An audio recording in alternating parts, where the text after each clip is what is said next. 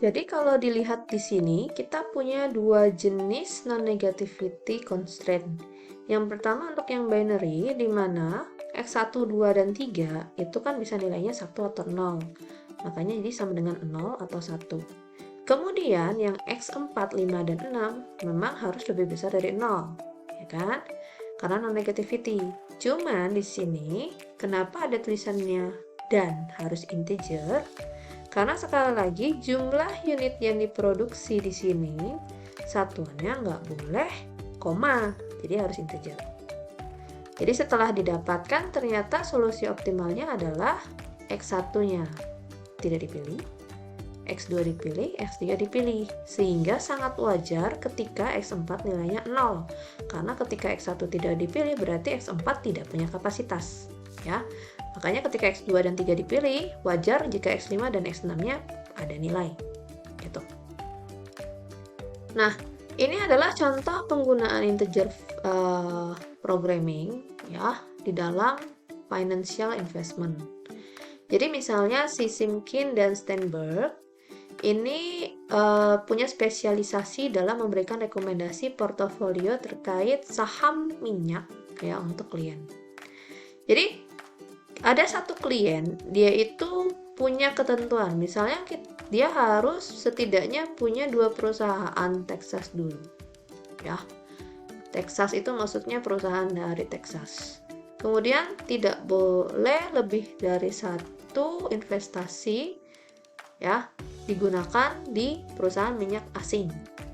Kemudian dia juga bilang, salah satu dari 2 stok minyak yang ada di California itu harus dibeli.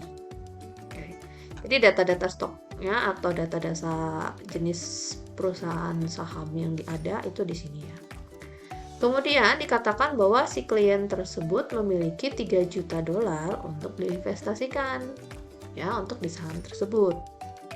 Berarti di sini kan kita punya data annual return. Kemudian ada biayanya. Oke. Nah, namanya juga kita ngomongin saham, berarti tujuannya jelas untuk memaksimalkan hasil yang didapatkan dari saham tersebut. Sehingga, jadi di sini untuk variabel keputusan yang digunakan itu adalah di mana X1 itu adalah untuk stok 1 atau saham 1, X2 adalah jumlah dari si saham yang kedua, dan sampai X7 seperti itu. Oke, di mana ini masing-masing company name-nya ada. Yang dilihat di maximize return itu otomatis adalah si annual return-nya. Ingat di sini annual return-nya adalah 1.000 dolar ya. Jadi di dalam satuan 1.000 dolar berarti kalau 50 berarti 50.000 dolar. Kenapa nggak perlu? Karena kan semuanya sama dan ini udah ada kasih penjelasan. Jadi nggak masalah kalau misalnya kalian cuma tulis 50 X1 udah gitu loh. Lalu constraint dia itu kebetulan ada beberapa ya. Jadi, dia kan berkata bahwa setidaknya 2 perusahaan dari Texas harus ada. Kita lihat si Texas. Texas di sini itu masuk yang mana? Oh, X1. Kemudian habis itu si Houston Drilling ini termasuk Texas, BTW. Jadi ini harus ada pengetahuan juga ya.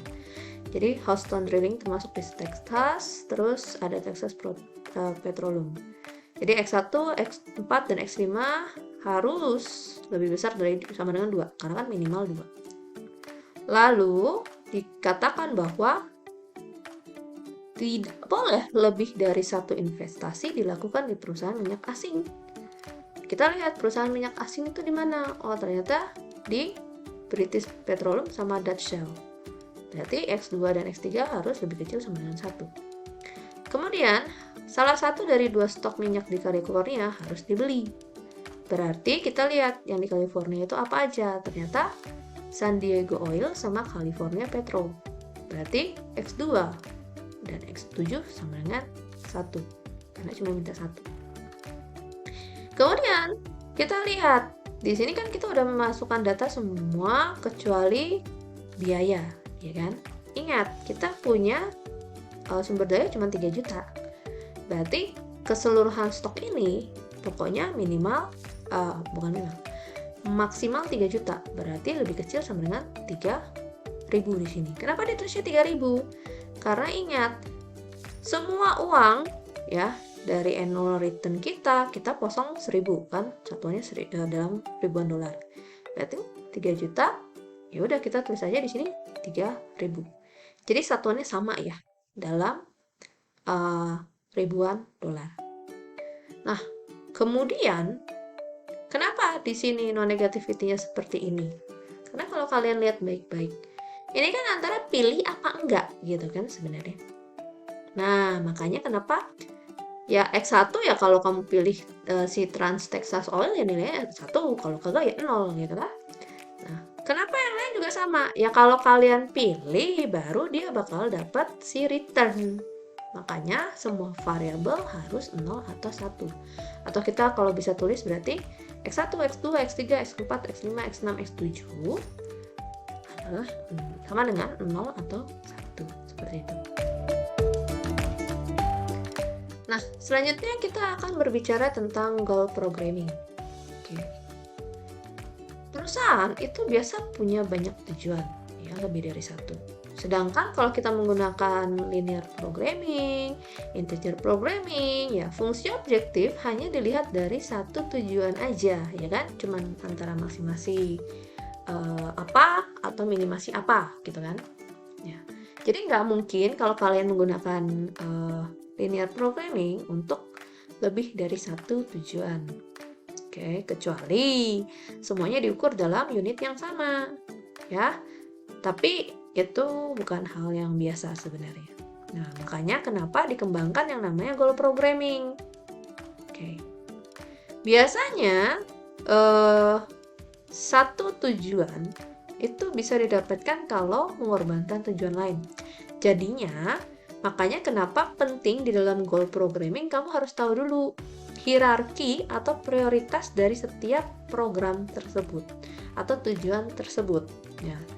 Nih, prioritas yang lebih tinggi ya itu harus dipenuhi dulu di dalam goal programming. Jadi kita tentukan misalnya kamu prioritasnya mau ngapain? Makan, main, tidur gitu misalnya. Oh, saya prioritasnya ya main dulu. Ya berarti main harus dahulukan dibanding dengan makan dan tidur seperti itu.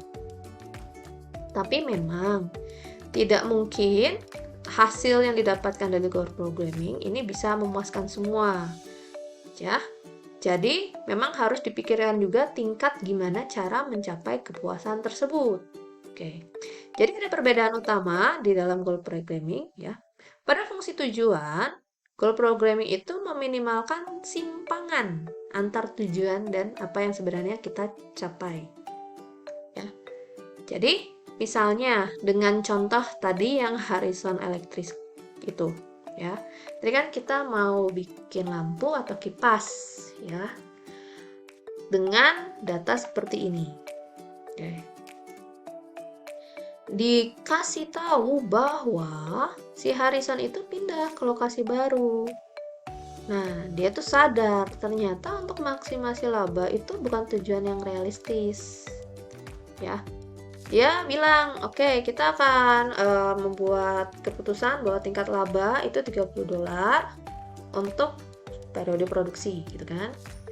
Nah, permasalahan yang dia anggap harus dipikirkan setelahnya, selain ngomongin soal bahwa harus ada laba, ya, dia harus menemukan kombinasi produksi yang mencapai tujuan, ya, sesuai dengan kendala waktu dari produksinya.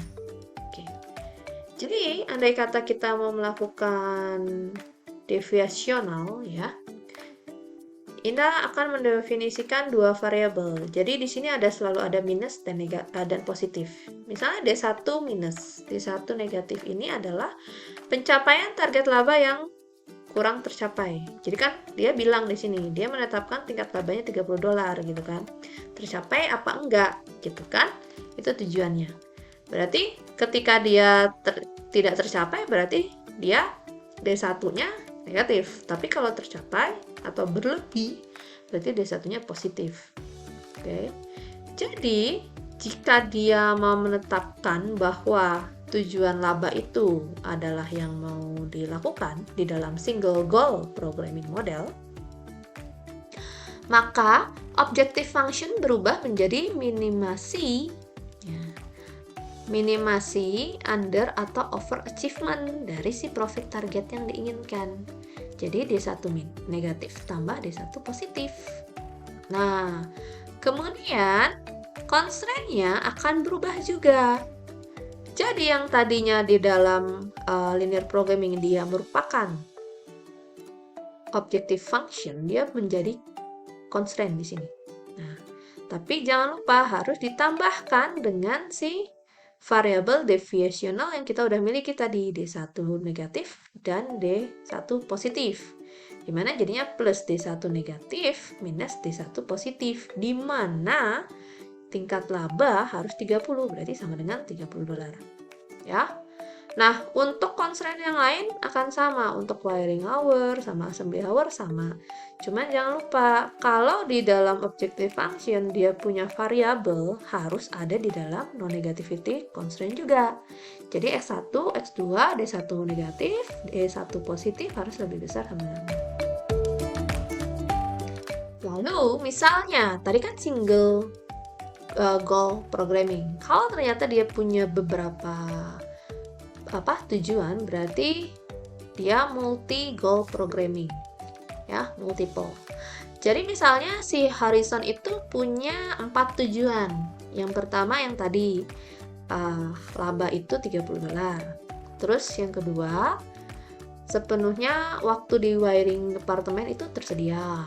Terus yang ketiga, harus menghindari lembur di departemen perakitan. Yang keempat, harus menghasilkan setidaknya 7 kipas. Oke.